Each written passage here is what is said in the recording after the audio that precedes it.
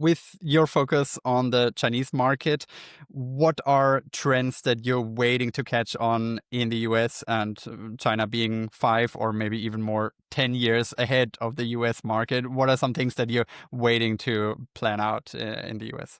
So some of the things I think about is, the trend of sports and Mhm. health and wellness.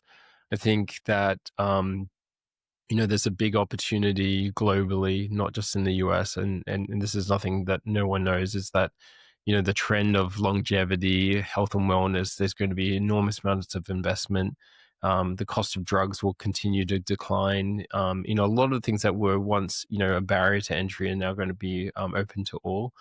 I do believe that the Chinese market is behind the US in sports. I think there's a big, a learnings of what the US has done, particularly around media rights and how to monetize new IP, whether it's, monetizing a football team or, a pickleball team. The US are the best at it, and live entertainment is something that, the Chinese market will take on in droves. So if you look at any live entertainment, whether it's the Miami tennis or US Open or, whatever, it's the golf tournaments, the US are able to monetize these assets incredibly well from brand sponsorships and adjacencies.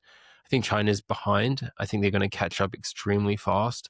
I think there's a lot to do here in Chinese sports, whether it's in the sports themselves or media or selling products which are health and wellness products.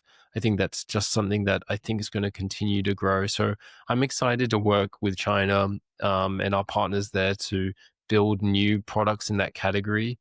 There's multi-billions dollars of opportunities to do in that space. And, coming up to the LA Olympics in 28, I'm sure there's going to be a very tight race for gold medals between China and the US.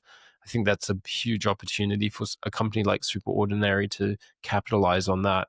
And also there's, a ton of other sporting events that we'll continue to see. So, in the next 10 years, that's something that we think very carefully about.